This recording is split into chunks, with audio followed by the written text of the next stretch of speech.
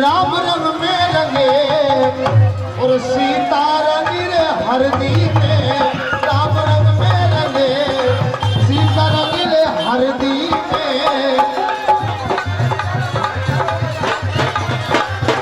सिया जानकी पद बोले न राम नवारे।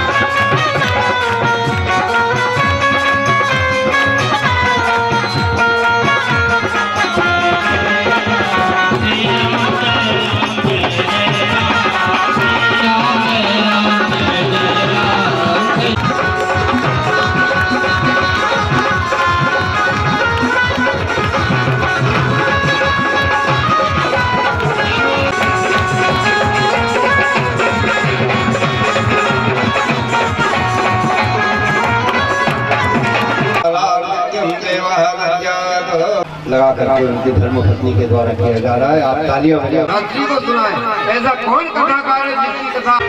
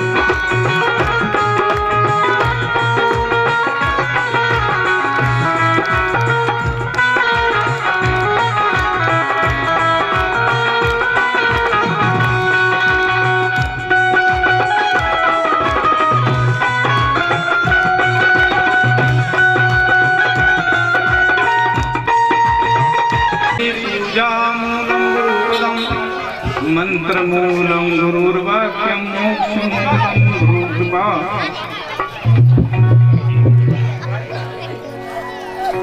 मनोजवं मारुतुर्वेग्यं जितेन्द्रियं बुद्धिमतां वरिष्ठं वातामजं वानरयुतं श्रीरामदूतं शरणं प्रपद्ये। गुरुर्ब्रह्मा गुरुर्विष्णु गुरुर्देव महेश्वरा गुरुर्साक्षात् परब्रह्म तस्मै श्री गुरुवे नमः। अखण्डमण्डलाकारं व्याप्तं येन चराचरं तत्पदं दर्शितं येन तस्मै श्री गुरुवे नमः।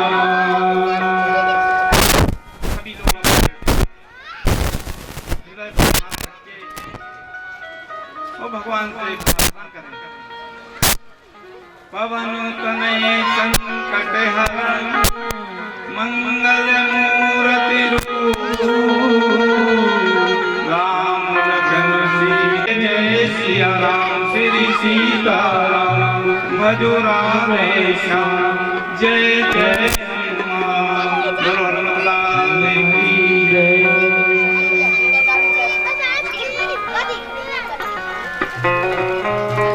बड़े ही सुंदर शब्दों में अपनी बात पहुंचाने वाले हमारे बड़े और हम सबके प्रिय आदरणीय व्यास जी, जैसा नाम वैसा ही उनका काम। मंच का संचालन करने का दायित्व हमारे सम्मानीय व्यास जी को सौंपा गया है और उन्होंने अभी मानस के संदर्भ में बड़ी ही सुंदर व्याख्या की। ऐसे व्यास जी का मैं हृदय से सम्मान करता हूँ।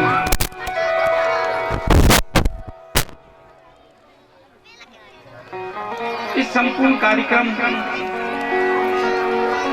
को जो सुर से बांध के चलेंगे, ऐसे हमारे संगीतज्ञ जिनकी मैं बेंजो ये दूसरी बात सुन रहा हूँ बेटी पर। वैसे श्री राम रसिया दरबार मंडल है, हम उसकी व्याख्या अपने शब्दों में नहीं कर सकते और उनके संचालक जो इस इंजन का काम कर रहे हैं, सभी का नाम तो मुझे नहीं मालूम है। मैं उनके जो अध्यक्ष हैं, जो इस संपूर्ण आयोजन को इतना मूर्ति रूप दिया है, श्री घूमन सिंह जी और उनकी संपूर्ण टीम। हमने पहली बार ऐसा देखा है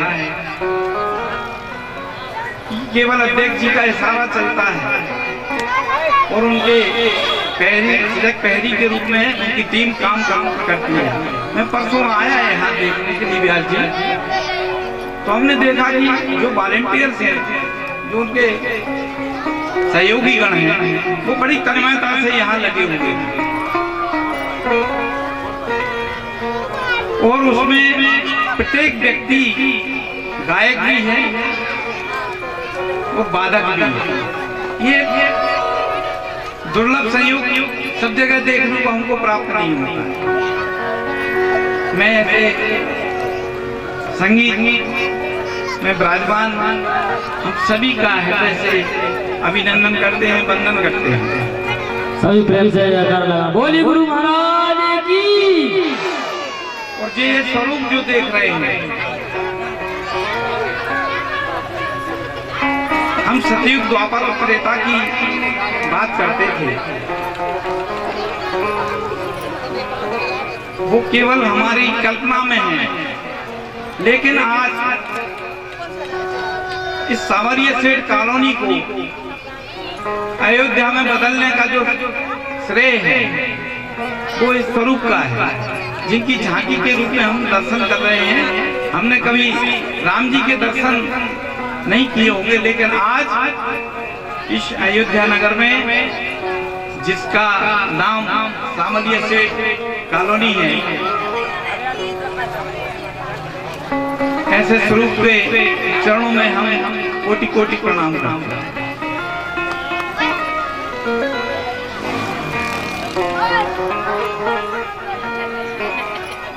हम ये सब कार्यक्रम जो कर रहे हैं, या जो भगवान की जो सत्संग प्राप्त करने की जो हमारी क्षमता है, ये संत महात्माओं की कृपा से हमें प्राप्त होता है।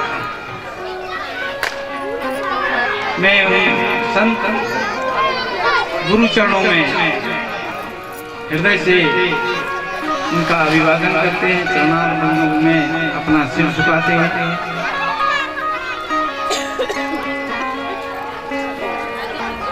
आदि गुरु शंकराचार्य जी महाराज, जिन्होंने इस संपूर्ण राष्ट्र में चारों पीठों की स्थापना की, ऐसे गुरुदेव के चरणों में मैं बारंबार प्रणाम करता हूँ। धर्म सम्राट स्वामी कृपाचार्य जी महाराज, जिनके हम सूक्ष्म दर्शन नित्य करते हैं, और उन्होंने गोरक्षा के लिए अपना जीवन समर्पित किया। मैं ऐसे संत महात्माओं के चरणों में कोटि कोटि वंदन करता हूँ। वंदन करता हूँ उस मात्र शक्ति का जिन्होंने हम सभी को जन्म देने का सौभाग्य पाया, और ऐसे ही कोख से हमने जन्म लिया कि आज हम इस सत्संग के पंडाल में बैठकर मानस तो ऐसा समुद्र है। मैं प्रणाम करता हूँ हमारे श्रोता बंधु जो दूर से पधार कर इस कार्यक्रम की शोभा भी बढ़ा रहे हैं और सत्संग का लाभ भी ले रहे हैं। ऐसे श्री हमारे संजय बारोटिया जी, श्री खुशीलाल तिवारी जी, श्री सुरेश जनो बंधुओं, इस सांवरिया सेठ कॉलोनी और के आचार्य कॉलोनी वो अयोध्या में बदलने का और राममयी गंगा को प्रभावित करने का ये सौभाग्य राम रसिया मानस मंडल को प्राप्त हुआ है। हमको तो केवल डुबकी लगाना है।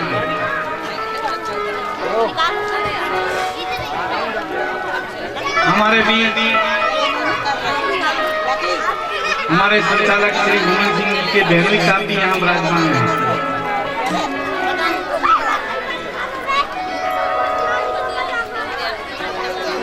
अब ज्योतिष शास्त्र में उसकी व्याख्या अलग की गई है, लेकिन हम उन सब व्याख्याओं को यहाँ नहीं करेंगे। हम तो आपसे मानस के कुछ बिंदुओं पर चर्चा करेंगे। वैसे मैं अल्पज्ञानी हूँ और हमसे ज्यादा आप लोग, क्योंकि श्रोता वक्ता ज्ञान निधि कथा राम की मूल। जितना श्रोता ज्ञानी होता है, वक्ता ज्ञानी होता है, उतना ही श्रोता भी होता है। हम कम नहीं तोलना चाहिए। अधिकांश लोग राजस्थान में एक कथा चल रही थी, कथा व्यास बड़े ही विद्वान थे और उन्होंने गीता के कुछ श्लोकों का वाचन किया, लेकिन गीता की एक पंक्ति श्लोक में उन्होंने बोली और फिर थोड़ा सा विराम दे दिया।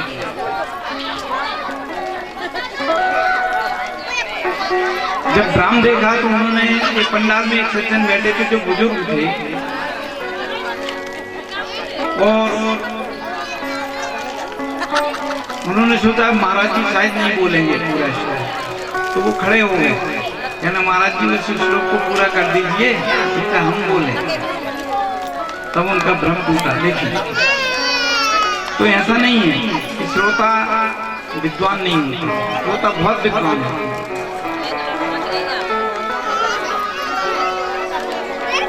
मानस का वाचन करना, मानस के बारे में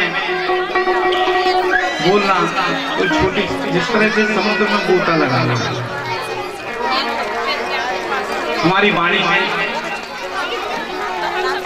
कहीं भी कुछ भूल हो तो मुझे अपना छोटा समझकर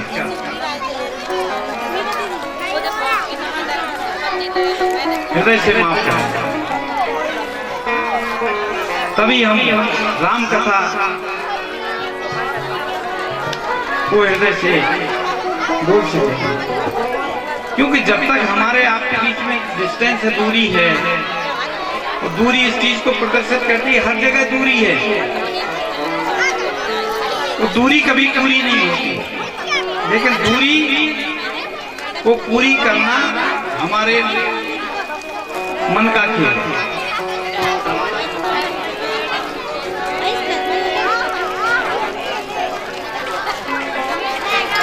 यहाँ श्री हरि हनुमान जी महाराज आ चुके हैं और उनका बड़ा छोटा सा रूप है।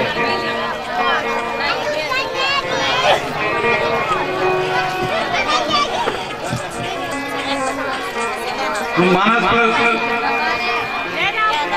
चर्चा करने के पूर्व जिससे हनुमान जी महाराज प्रसन्न होते हैं,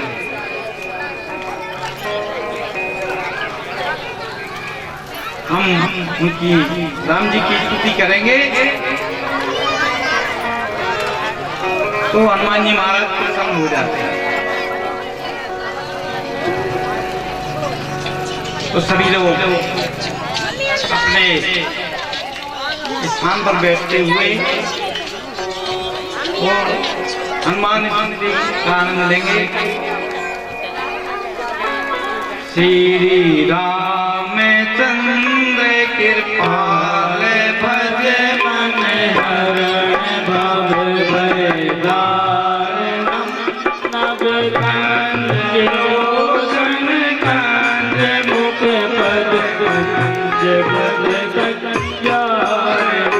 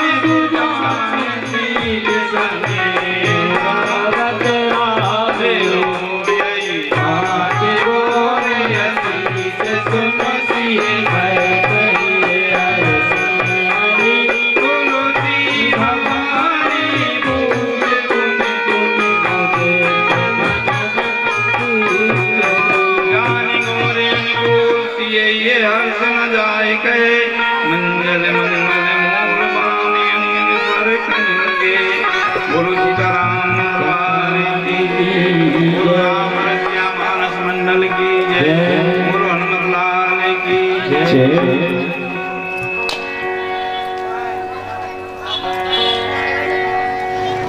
ये संपूर्ण प्रांगण जो कथा स्थल तो है ही, लेकिन आज अयोध्या में बदल गया। यदि आपको साक्षात दर्शन करना है उस पावन प्रांगण की करें जहां संपूर्ण देवता इसमें विराजमान है।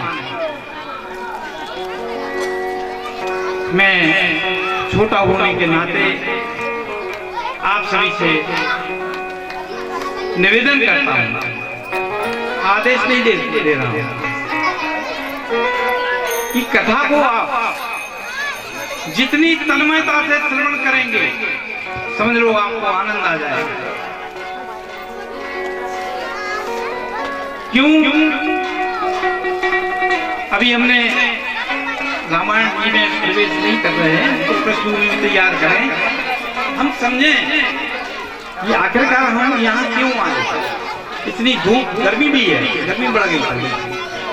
आपने 1-1.5 किलोमीटर की यात्रा करके उत्कर्ष यात्रा को यहाँ तक पहुँचाया। घर के कुछ महत्वपूर्ण कार्य छोड़कर भी आप आए होंगे, क्योंकि हम भी एक गृहस्थ हैं।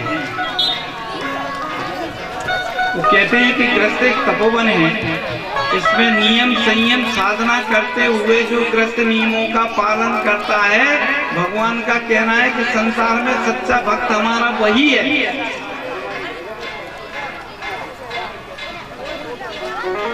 क्योंकि आपकी जो भक्ति है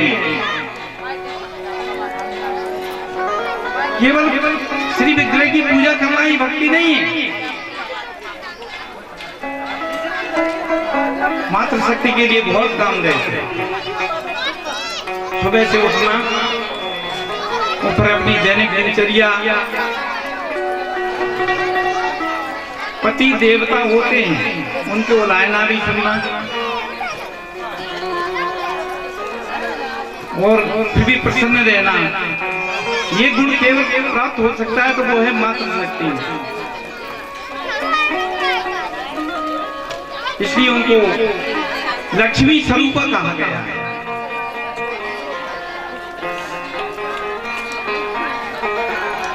आप वो लक्ष्मी मत समझना कि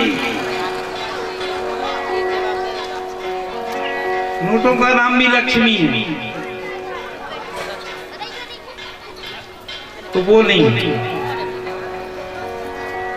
बिनु सत्संग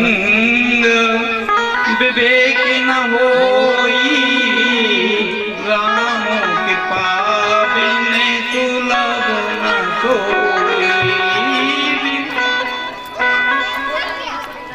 बंधु, एक सज्जन मिलिट्री में नौकरी कर रहे थे। उनके घर में, गांव में श्रीमद् भागवत कथा का आयोजन हुआ। उनके परिवार के लोगों ने उनको खबर भेजी कि भैया अपने यहाँ सप्तदिवसीय श्रीमद् भागवत कथा का आयोजन है, आप छुट्टी लेकर के आ जाए। उन्होंने 2-3 महीना पहले छुट्टी को आवेदन कर दिया। छुट्टी लेकर के वो कथा के 2 दिन पहले आ गए। जिस दिन कथा प्रारंभ होना थी, तो इसी तरह से शोभा यात्रा, बहुत गंभीर बात है, ध्यान देने योग्य है।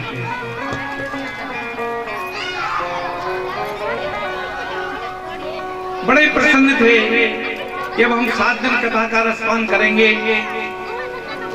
लेकिन प्रकृति को तो कुछ और अन्न मंजूर था, भगवान को कुछ और अन्न मंजूर था।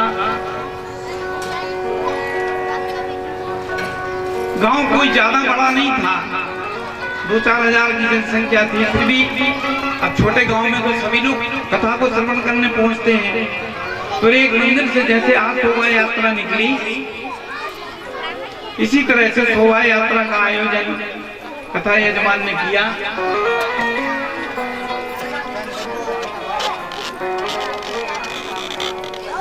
उस गांव में एक भरमा बंदूक थी भैया। पहले पोटास भर के उसको कूटते थे, भरते थे। वो कभी कभार कोई त्योहार पे चलती थी, 15 अगस्त या 26 जनवरी पे कभी चला देते हो। तो वो भी अपनी बंदूक लेकर के आ गए। सभी ने अपनी सापा बांधे, पगड़ी जिसको कहते हैं, और बड़े प्रसन्नचित होकर के वो सज्जन जो मिलिट्री में थे वो भी बड़े प्रसन्न थे। उन्होंने भी पगड़ी बांध रखी थी।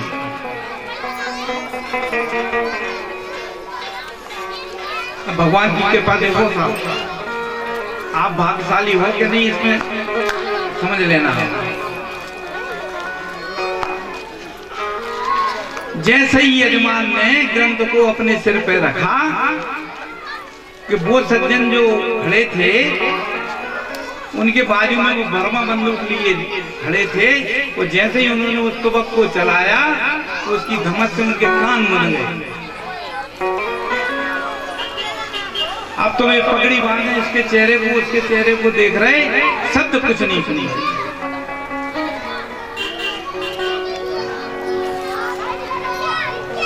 ये 7 दिन चला। अब पंडाल के आगे बैठ जाए, सुनाई तो उनको कुछ देता नहीं था, क्यों वो कान मुन गए थे। लेकिन अब कथा व्यास को केवल वो देख रहे थे। 7 दिन कथा उन्होंने सुनी तो नहीं, देखी। 7 दिन बाद जैसे ही कथा का विश्राम हुआ और उसी विधि से यजमान ने ग्रंथ को सिर पे रखा और वही मंदिर तक जाने के लिए उद्यत हुए। दुर्लभ संयोग देखो भैया कि जिनके पास वो भरमा बंदूक थी, उस दिन भी उनने जैसे ही वो बंदूक चलाई उनके बाजू में खड़े होके उनके कान खुल गए। जब बोलो जय श्री राम, जय श्री राम।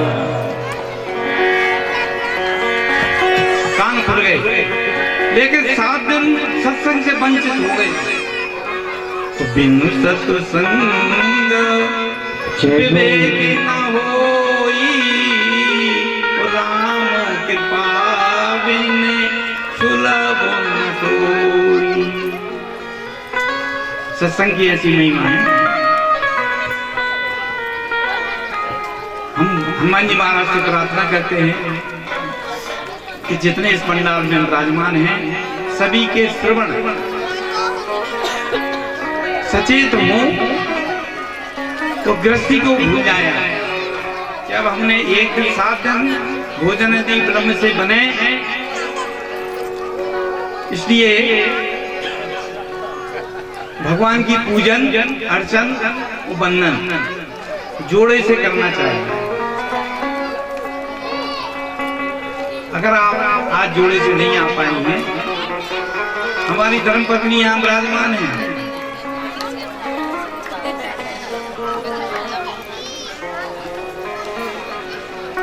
उल्टा नाम जपहि जग जाना, वाल्मीकि भय ब्रह्म समाना। आप कई लोग जानते हैं कि गुरुजी हम पूजा नहीं कर पाते, पूजा की विधि नहीं जानते हैं, तो या तो आप यदि नहीं जानते तो सहज हो जाए, क्योंकि भगवान का सहज स्वरूप है और वो भक्त को अपने से ऊंचा उठा मानते। इसलिए भगवान का जो एक नाम पड़ा है वो पड़ा है भक्त वत्सल भगवान।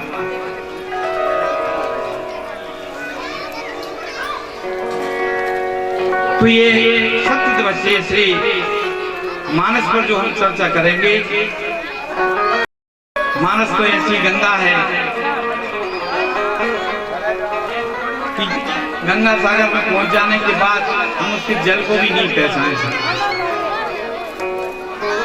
तो हम गंगा मानस के महत्व को ही समझ रहे हैं कम से कम कि मानस हमको क्या दे सकती है। गुरुजी कथाएं तो बहुत होती हैं, वो जितने भी कथा व्यास आते हैं बस वो बालकांड, अयोध्या कांड, अरण्य कांड, सुंदरकांड और किष्किंधाकांड, लंकाकांड, उत्तरकांड का वाचन करके चले जाते हैं, लेकिन हम अपनी व्यथा में ही मस्त रहते हैं।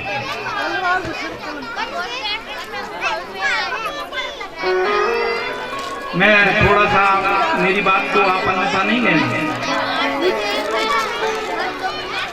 इस किंवदंती को भी फेल कर सकती हैं कि दो महिलाएं जहां बैठती हैं वे चुप नहीं बैठती।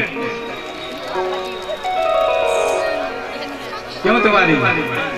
लेकिन यहाँ हमने देखा है कि जब से हमारी मातृशक्ति यहाँ विराजमान है, छोटे छोटे बच्चे पीछे खेल रहे हैं, लेकिन वो बड़ी तन्मयता से हमारी ओर देख रही है कि गुरु जी अब आगे क्या बोलेंगे।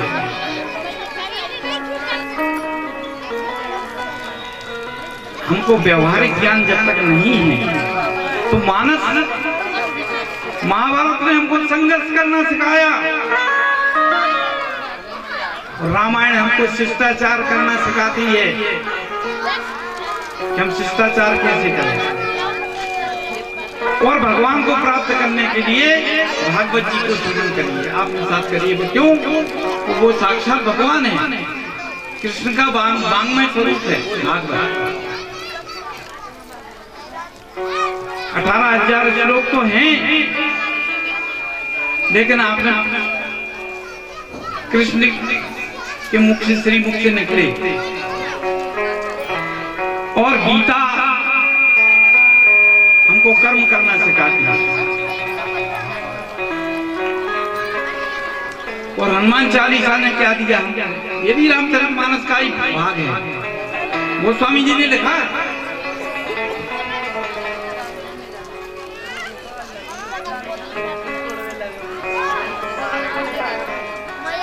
तो बंधु हर ग्रंथ का अपनी जगह अलग अलग महत्व है, लेकिन जब तक कि हम संघर्ष नहीं करेंगे, शिष्टाचार हमारे अंदर नहीं है, तो ना हम भगवान को प्राप्त कर सकते हैं, न कर्म का सिद्धांत समझ सकते हैं।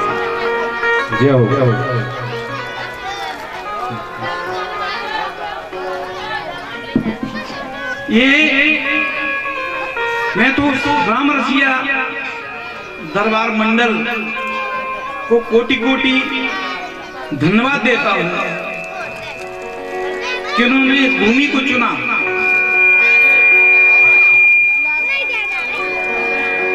और यहाँ ये सत्संग करने का हमको सौभाग्य मिला।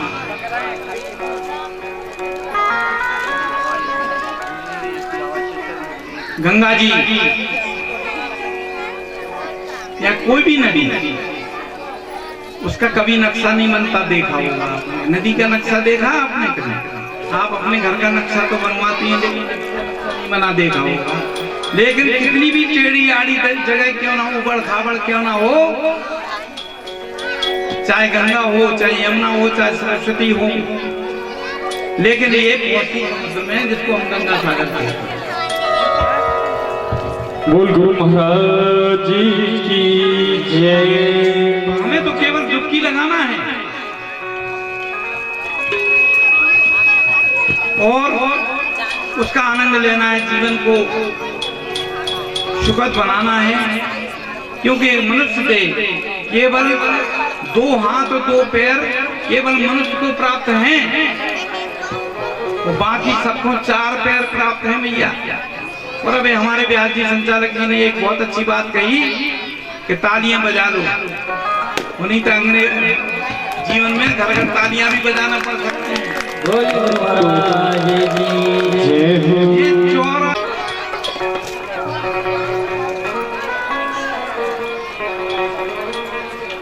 क्योंकि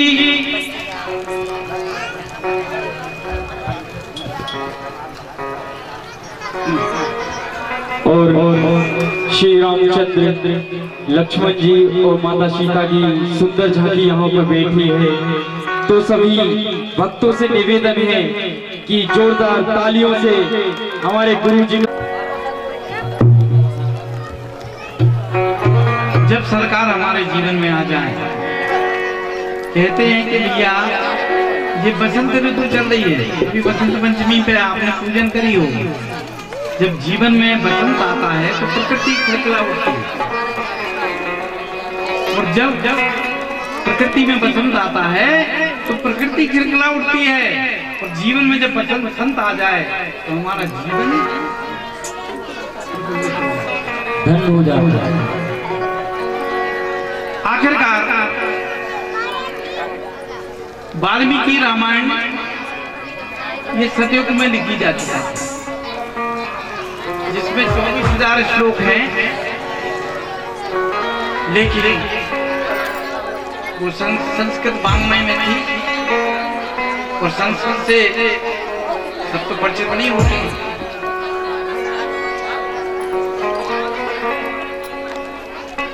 तो सम्मत 1631 ज्यादा पुराना नहीं है, लीला चरित्र है भगवान का। अब देखो, सबसे पहले तो भेद समझो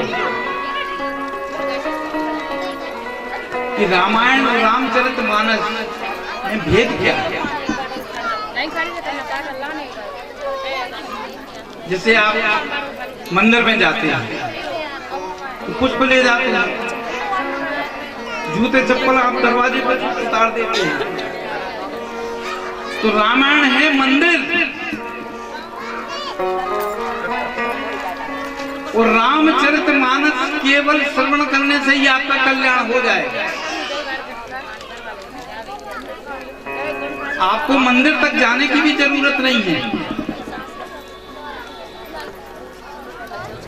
अगर आपने रामचरितमानस को सुन लिया और जीवन में आपके साथ कर लिया तो भगवान समझ लेना कि हमको भगवान के साक्षात दर्शन हो गए।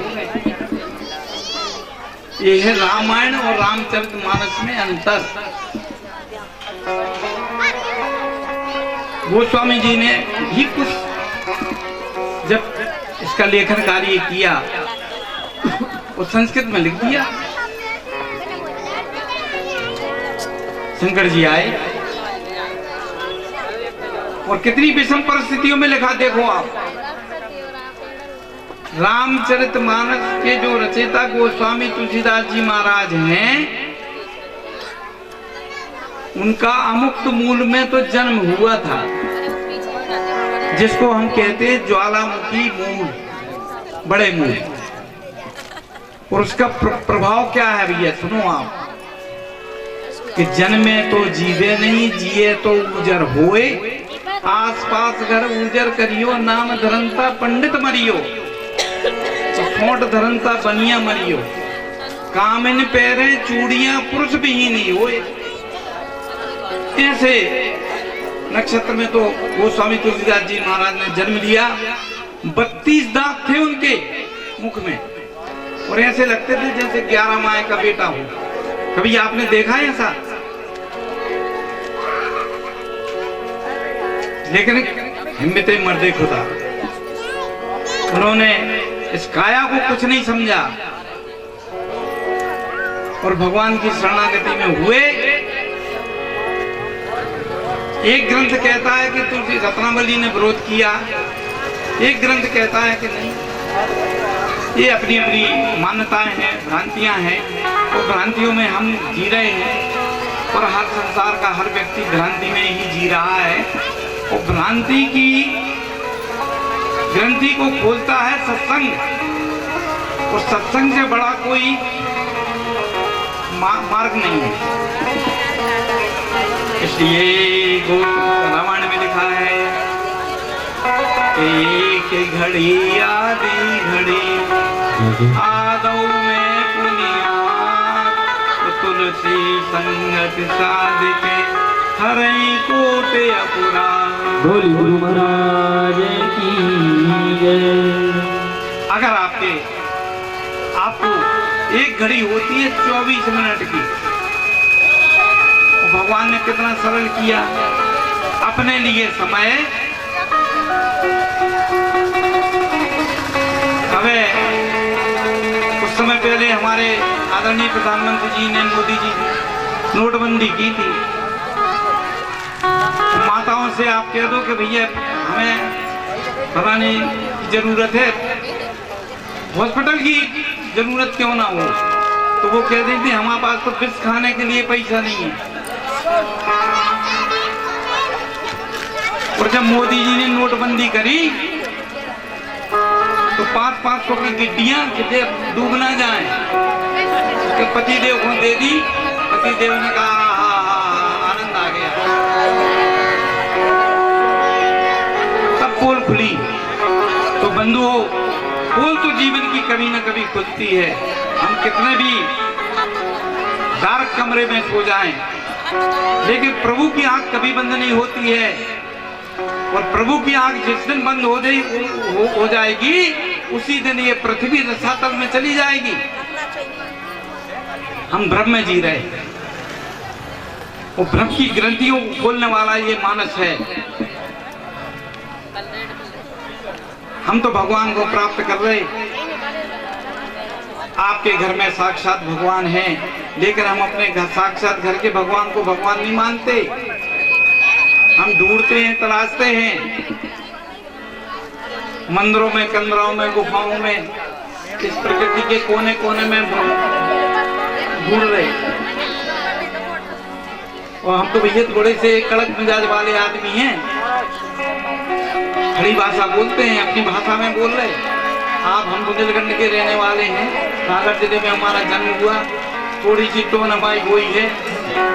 और जब तक हम आपसे अपनी भाषा में बात नहीं करेंगे तो आपको समझ में नहीं आएगी। आज सामंजस्य की बहुत जरूरत है,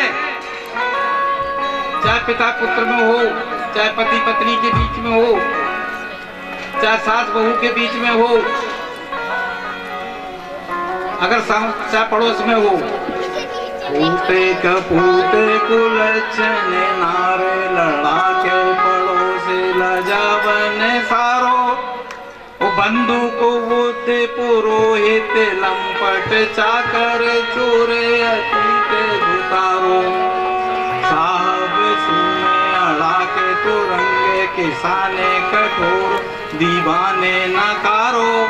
ब्रह्म कहे सिंह साहिया